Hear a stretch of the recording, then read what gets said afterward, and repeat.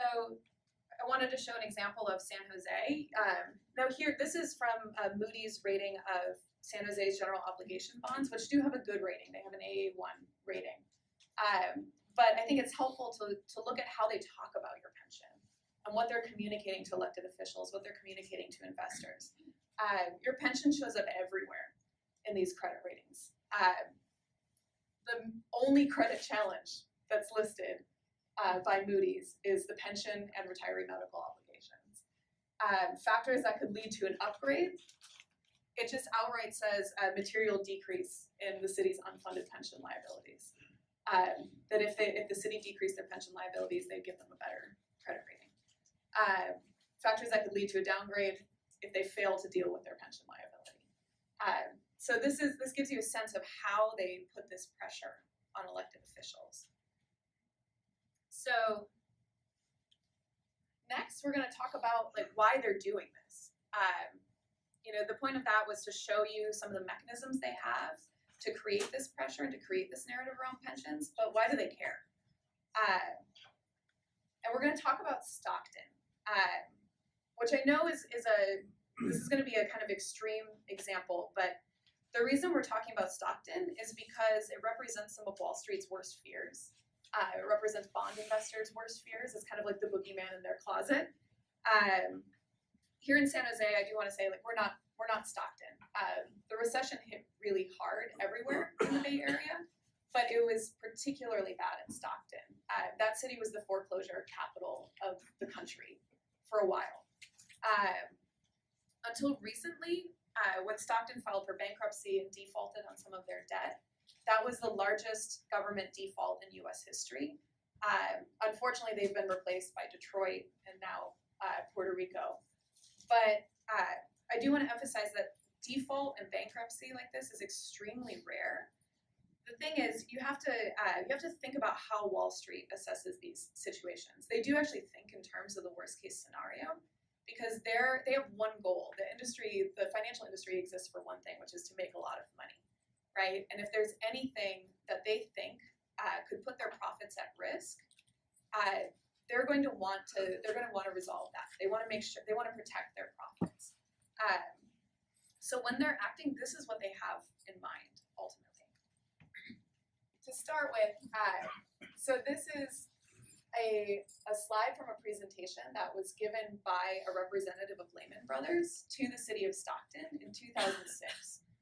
So before the recession really hit, but as we're kind of barreling towards the financial crisis. Now, some of you might remember Lehman Brothers was one of the key actors behind the subprime mortgage crisis that crashed the entire global economy and also crashed the budget in the city of Stockton. But what they were doing, they came to town to sell a financial product to the city that's known as a pension obligation bond. And this pension obligation bond had a fixed interest rate, which what that means is if the economy went bad, interest rates went down, that the city would still be stuck paying a really high interest rate to Lehman Brothers. And so it's actually a type of what I would call predatory lending. They were a bad actor in the housing market. They were also a bad actor in the municipal lending market. But the reason that I wanted to show this is because it gives a perfect example and a statement from Standard & Poor's that they're quoting here about how the financial industry views your pension. And what it says, I don't know if folks can read that brown box there, but what it says is that any competing obligation that could weaken the ability of the employer to meet bond debt service requirements may be a negative credit issue. Thus, pension liabilities, which include ongoing annual servicing requirements in the form of contributions from employers, must be managed so as not to adversely affect the employer's credit profile. The key thing here is that they say competing interests, right? They view the pension as something that competes with their interest to make profit. So what's so awful about this particular case is when they're marketing this pension obligation bond, basically what they're doing is they're saying you should buy into this really risky type of debt, this really risky financial instrument. Because what it does is we'll lend you money at a high interest rate, and you can use that money to wipe some of your pension obligations off the books, pay down your pension obligation. Now, of course, then you owe that debt. to investors at a high interest rate. But they're encouraging them to do it, saying, if you deal with your pension obligations and you pay that down, you'll look good to credit ratings agencies. You'll look good to investors, and so we'll give you a higher credit rating. And unfortunately, Stockton bought into it. And I did want to talk about what actually forced Stockton into bankruptcy, because there was a bit of a false narrative around it. There was a lot of news coverage at the time saying that retiree medical benefits were the reason that Stockton ended up in bankruptcy. But really what happened is, number one, they were hit really hard by the subprime mortgage crisis. And number two, they borrowed a ton of money that they probably should not have borrowed. So just for example, this is news coverage saying they went on a 15-year spending binge, which is pretty accurate. They took out $47 million in bonds to fund an arena that ended up losing money. And so they ended up struggling to pay back their bondholders. In addition to that, they took out $100 million in debt financing to revitalize their downtown area. They moved City Hall to a $35 million building. And they funded all of this through financial instruments, through selling bonds and similar types of debt. So it wasn't until right before the crisis that Stockton was finally downgraded, and some of their borrowing was slowed down. But this is kind of the straw that broke the camel's back, which is that $152 million that they took out to basically try to wipe some of their pension obligations off the books, and in turn owe that money to Lehman Brothers. And this is a cartoon that shows an actual dialogue between Lehman Brothers and one of the Stockton City Council members at the time, showing that they pretty clearly sold them something that they didn't understand. They didn't know what they were getting into. So when revenues plummeted, ultimately their interest rates went way down, but Stockton was stuck paying this extremely high bill to Lehman Brothers. And that's how we end up with them filing for bankruptcy. So for 3 months, the city of Stockton went into this confidential mediation process with their creditors. It went nowhere. Eventually they had to file for Chapter 9 bankruptcy, which that's what a government does, what a city does when they file for bankruptcy. So they go into these proceedings with a judge, and the judge brings together all of the parties that the city owes money to. And that mainly includes their bondholders. So it includes folks from Wall Street, and all that money they took out for the pension Lehman Brothers had collapsed at this point, but all of the money they took out for that arena, for all of these downtown revitalization projects. And then they also bring in CalPERS. And those are the two main actors in these proceedings. And what happens is that CalPERS goes into the proceedings and basically fights like hell for the workers, and says that you can't restructure pension benefits. These are promises that you made. These are benefits that city employees paid into over the course of their career. You can't take them away.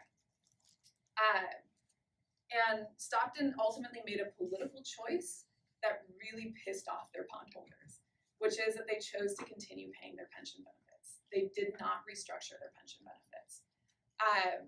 And you might think, like, well, they made these promises. Can they even do that? Could they even back out on their pension benefits, on their pension payments if they wanted to? And I wanted to put this quote up there because this is from the judge that oversaw their bankruptcy proceedings. And he calls CalPERS a bully throughout the proceedings. And then at the end, he says the bully may have come in with an iron fist, but it turns out they have a glass jaw. And what he was doing was saying that Stockton should go in and default on their pension obligations. The judge was encouraging them to do so. But the thing is, there's a really different political calculus here. If you're trying to decide, if you're an elected official or a city representative, and you're trying to decide, am I going to pay a $49,000 a year stipend to a former employee who dedicated 20, 30 years of service to the city and is a constituent, is a voter who lives in my district? Am I going to default on my obligations to that person? Or am I going to tell Goldman Sachs that they don't get to make quite as much money for their quarterly profits this year? So Stockton decided to restructure their debt and default on their bond debt. And when this happened, this is when Wall Street starts to get terrified. Even if municipal debt is rare, all of a sudden this is in their minds, right? that when push comes to shove, if something happens, bondholders might not get paid because the right thing to do is to pay your pensioners and to not go back on those promises.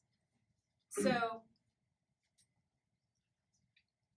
that's the reason for all of these negative credit ratings. That's why you hear pensions coming up over and over again by being brought up by Moody's, by Standard & Poor's, by Fitch.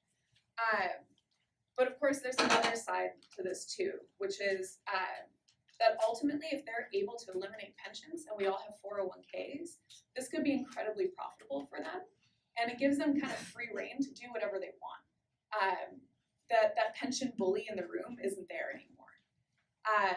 And this is, maybe we'll be able to send this out to folks, but this is an op-ed that was in the New York Times recently that I really liked. It was written by a professor at Boston University who specializes in pensions. And he basically makes the comparison of saying that a world where everyone has a 401k is like living in a right-to-work state where there are no unions. Working people no longer have a collective voice to protect their retirement savings. The overwhelming majority of successful shareholder lawsuits against corporations that are bad actors have been brought by pension funds. Some of the stronger protections in Dodd-Frank, the laws that were supposed to try to rein in the financial industry, folks like Lehman Brothers that did all of this really shady stuff, a lot of those stronger protections, pension funds lobbied for that. They do things like, they've also pushed for disclosure of executive pay, saying that corporations have to, if they're going to be publicly traded, they have to say how much their CEO makes compared to their average worker. These are all things that corporations and Wall Street don't like.